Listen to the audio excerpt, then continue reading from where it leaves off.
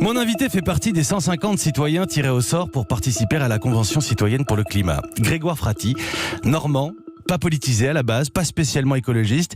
Il s'est investi. On va parler du climat, mais aussi de cette expérience démocratique inédite. Aujourd'hui, demain il publie, Moi citoyen, aux éditions First, et en premier, il a choisi Europe 1 pour en parler. Le tête-à-tête. Mathieu Béliard. Bonjour Grégoire Fraty. Bonjour Mathieu. Vous avez 32 ans, vous travaillez dans la formation professionnelle en Normandie, je le disais, papa d'une petite fille de 2 ans. C'est d'abord un SMS que vous recevez. Oui, c'est ça. J'ai reçu un SMS me disant que j'étais tiré au sort pour la Convention citoyenne pour le climat. Autant vous dire, je savais pas du tout ce que c'était. Le climat, ça me parlait pas du tout. Mais voilà, j'ai été tiré au sort, donc je me suis dit, bon, allez, je vais essayer de savoir ce que c'est. Je me suis renseigné, et puis finalement... Je crois que vous avez même cru que c'était un spam. Au début, oui, c'est ça. Je me suis dit, c'est un spam. Je suis allé vérifier sur Internet. C'est quoi ce texto que je reçois qui me demande des informations, où j'habite, quel âge j'ai. Puis finalement, quand je me renseigne, je vois que c'est officiel, que ça vient du gouvernement, et puis voilà, je me dis pourquoi pas. C'est d'abord ce que vous saluez, l'expérience démocratique en temps réel, à taille réelle, cette convention citoyenne. Vous dites que c'est une expérience même à reproduire. Ah, bien sûr, c'est une expérience à reproduire. On s'étonne souvent de cet essoufflement démocratique qui peut mettre les Français dans la rue. On l'a vu avec la période des Gilets jaunes. Et en fait, il faut chercher des solutions qui permettent aux citoyens lambda de reprendre la parole, de reprendre un peu en main cette chose politique qui nous paraît bien souvent éloignée. À travers cette convention citoyenne, nous, on a eu la chance d'être tirés au sort et d'avoir été plongés dans cet univers bizarre et complexe qu'est la politique et qu'est la vie nationale. Et finalement, on se rend compte que le citoyen, il a des choses à dire, des choses qui sont pas si bêtes que ça. Et donc oui, c'est à reproduire. Nous, on est les premiers, mais j'espère qu'on ne sera pas les derniers. Je ne reviens pas sur tout le déroulé de la Convention, parce qu'on en a beaucoup parlé, 9 semaines, des week-ends, des experts, des groupes de travail, des débats. Est-ce que vous comprenez, cela dit, le débat sur votre légitimité, sur la légitimité de vos travaux? Mais bien sûr, et ce débat sur la légitimité, il est hyper important. Parce qu'en fait, est-ce que la vraie légitimité, c'est celle d'être élu? Est-ce que c'est celle d'être représentatif? Est-ce que c'est celle d'être tiré au sort? Aujourd'hui, la question, en tout cas, mérite d'être posée. Aujourd'hui, notre démocratie, on l'a beaucoup fondée sur les bases d'une démocratie élective où on vote pour des représentants, mais finalement ces représentants, on se rend compte qu'ils n'ont pas forcément toutes les clés pour répondre aux attentes des Français. Aujourd'hui, à l'Assemblée nationale, il y a un ouvrier, alors qu'en France c'est 20% d'ouvriers. Et des expériences comme la Convention citoyenne permettent à une représentativité, de se dévoiler. En France, il y a plus de femmes que d'hommes. Et dans notre Assemblée, il y avait plus de femmes que d'hommes. Mais c'est une vraie question. Est-ce qu'on veut être représenté par quelqu'un de fort, d'intelligent, qui connaît ses dossiers par cœur, ou est-ce qu'on veut être représenté par quelqu'un qui nous ressemble? Vous dites, Grégoire Fraty, chaque citoyen peut parler et avoir des choses à dire sur des sujets, y compris sensibles. Exactement. En fait, je pense pas qu'il faille confronter les deux légitimités. Je pense qu'elles peuvent s'alimenter. Il faut co-construire ensemble. C'est pas parce qu'on va tirer au sort des citoyens qu'il faut ne plus écouter les représentants que nous avons élus. En revanche, les représentants que nous avons élus, on se rend compte, après les avoir côtoyés maintenant depuis plusieurs mois, qu'ils ont besoin de ce retour citoyen, ce retour du terrain. Ça leur manque un petit peu parce que on a beau dire, ils ont des circonscriptions, ils sont élus, ce sont des citoyens à la base. Ils sont parfois déconnectés. Quand on parle de crise climatique et qu'on nous sort une taxe carbone qui met des millions de Français dans la rue, on se dit, il y a quelque chose qui n'a pas fonctionné. Et cela dit, vous aussi, vous arrivez, alors pas exactement avec la même taxe carbone, vous arrivez avec des mesures qui peuvent être contraignantes, qui peuvent être difficiles, y compris pour l'économie, il faut bien le souligner.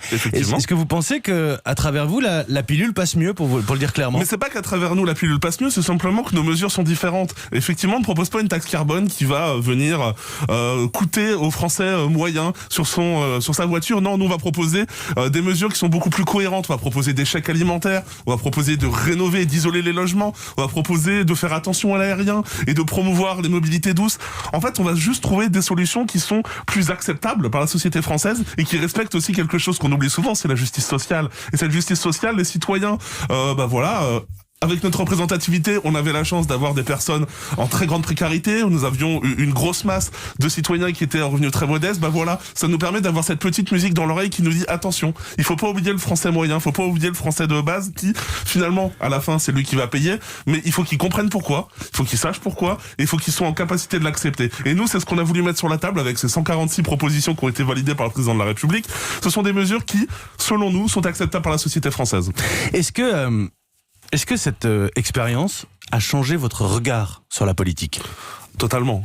Moi, je faisais partie de ces Français, un petit peu ce ventre mou des Français qui se disaient, de toute façon, je vote, mais est-ce que je suis vraiment représenté ? Est-ce que je me retrouve ? Est-ce que ça vaille le coup que je me déplace ? Et finalement, je me rends compte qu'il y a, au sein des politiques, des gens qui sont totalement déconnectés, mais aussi des gens qui sont totalement engagés. Des gens qui se battent, qui portent des convictions, et ça fait du bien, ça rassure un petit peu, en fait, sur la sphère politique. À côté de ça, je me dis, oui, j'ai compris que leur boulot était compliqué, mais je me rends aussi compte que leur boulot, c'est pas impossible, on peut le faire. La preuve, on tire 150 citoyens, on les fait travailler pendant 9 mois et ils sortent un rapport qui est sur bien des sujets beaucoup plus pointus que ce peut nous produire la société politique française. Donc c'est compliqué, mais c'est pas impossible. Donc alors, il faut 150 citoyens, 149 propositions, le président s'engage à en reprendre 146. Aujourd'hui, on sait, je rentre pas dans le détail de tous les débats de chaque mesure, bien sûr.